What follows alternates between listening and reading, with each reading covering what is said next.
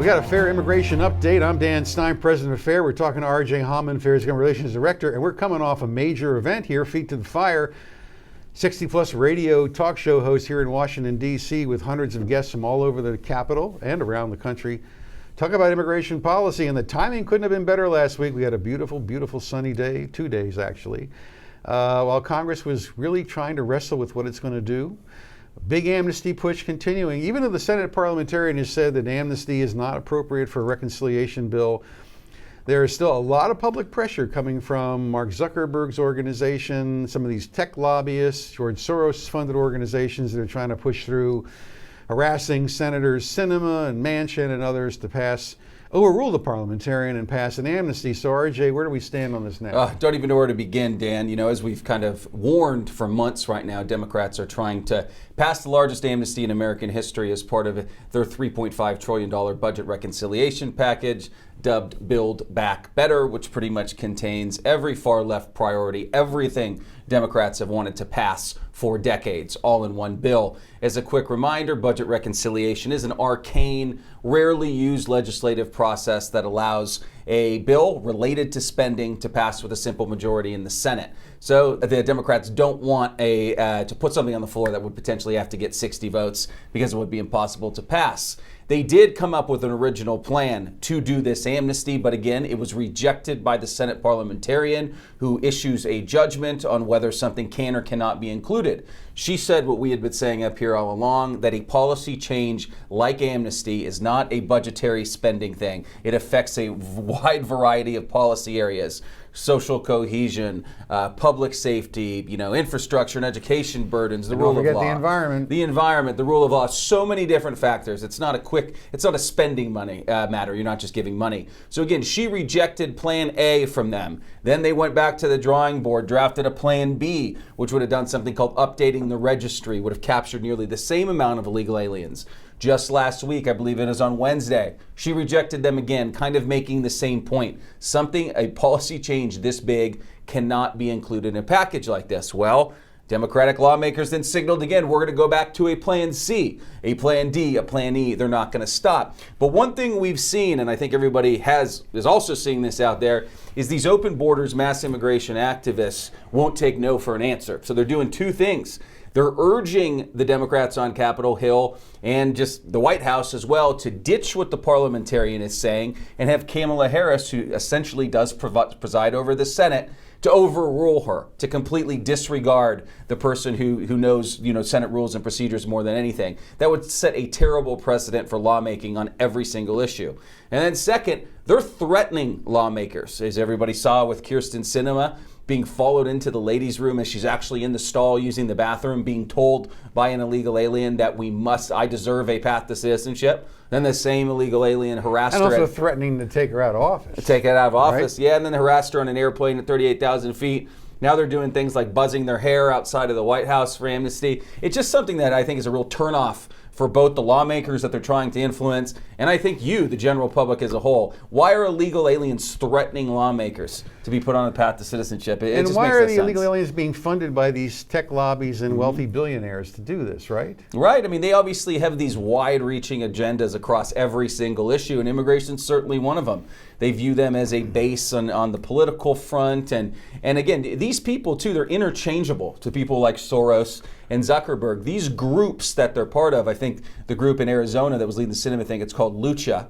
Okay, they don't only weigh in on immigration. I mean, they're interchangeable. They'll be on another radical issue that is a priority for the billionaires and the liberal elites. Yeah, the dial-up activist lobby. They just raise a hand and they go into action. We saw it last year in 2020. Yep, correct. And the other thing, too, is they almost use some of these people that are here illegally because they know it's an easy hook to get to Democrats and try to influence public opinion. But again, this is just, it's very ridiculous what they're doing. It's reprehensible. It would have a terrible effect down the line. Again, they're trying to hijack an arcane, rare legislative process to ram something through. If you want to make immigration changes, whether it is amnesty or actually, enhance our system for border security, immigration enforcement, and everything, has to be debated through the regular process. And, the general public should be able to weigh in. It shouldn't be done how it is now. Well, Chuck Schumer won't want that sort of thing. I mean, a regular process. But at the same time, though, we have a situation where Secretary Mayorkas has issued new enforcement guidelines that effectively say unless you're one of these very, very bad guys that he, in his own opinion, thinks is a bad guy, you're not going home. Nobody's going home.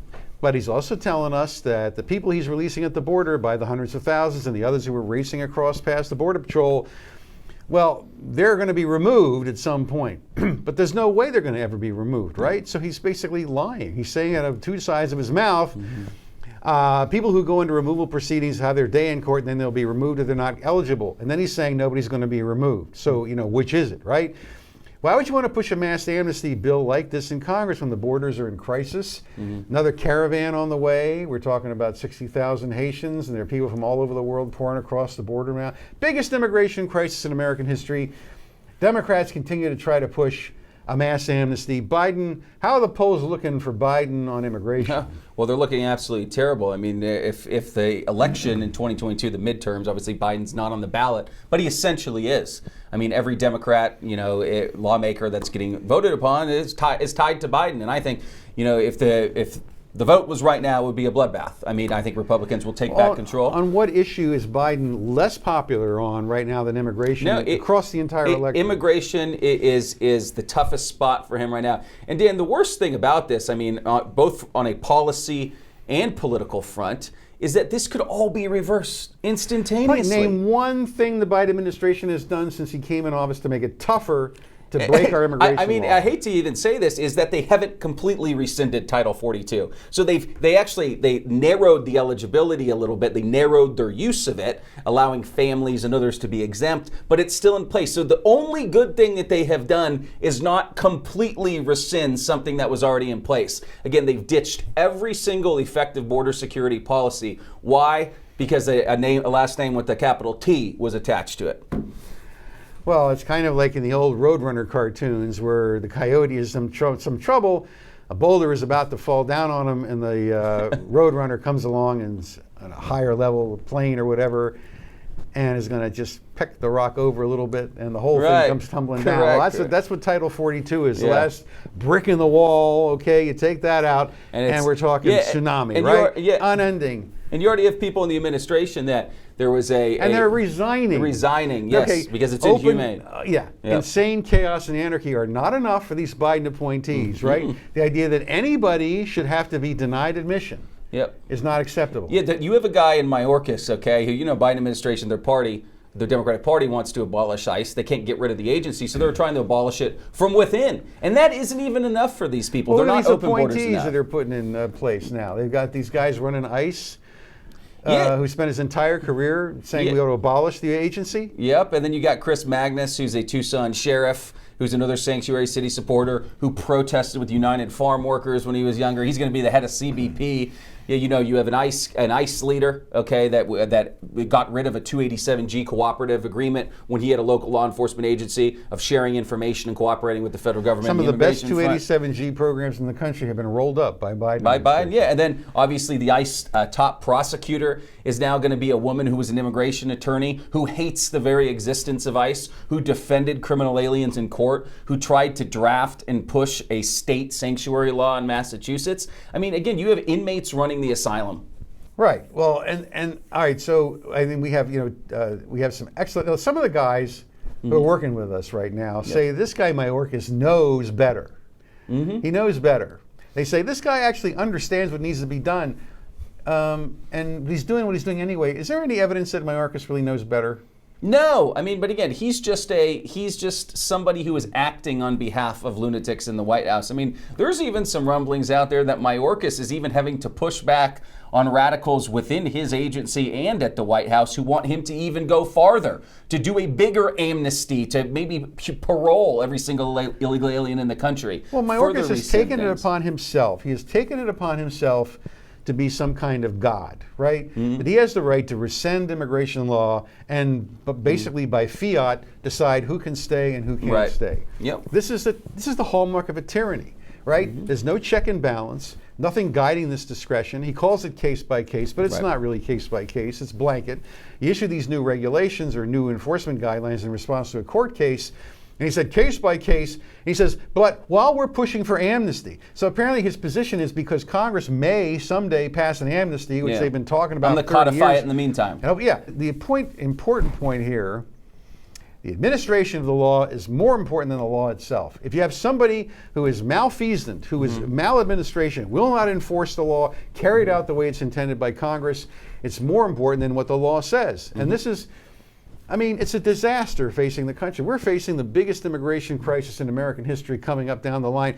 What plans does the Biden administration have in place to stop this? They have nothing in place. They have nothing in place. They have nothing. I mean, are they letting the media follow where people go when they smuggle them into the country and bust them in? Yeah, I don't know if your community and my community. I don't know if the media has any interest in the border crisis outside the gentleman Bill Malugin on Fox News. I mean, the only thing that ginned up more coverage of the border crisis was not just what was happening with the Haitians coming here, what was happening on the Del Rio Bridge, but when Border Patrol agents supposedly were whipping the migrants, which ended up to be a complete farce. Okay, that's the only thing that drew their attention. A total another fraud. The media doesn't care. We already know that there's about 60,000 Haitians coming up here through Panama. So are they all going to get flown in at night? Well, no. What's probably going to happen is many of them are going to be processed to quickly resettled into the country. But then there's going to be 1 or 2 flights a day out of the country that they can point to for political optics. That's the big con, it's right? Political cover. Mayorkas will load up a plane with some illegal immigrants, 50 of them or 500 of them, and fly them back in. He's saying, "Oh, we're deporting them. You got to go back home." Another 50,000 are being let into the country, right? Yep.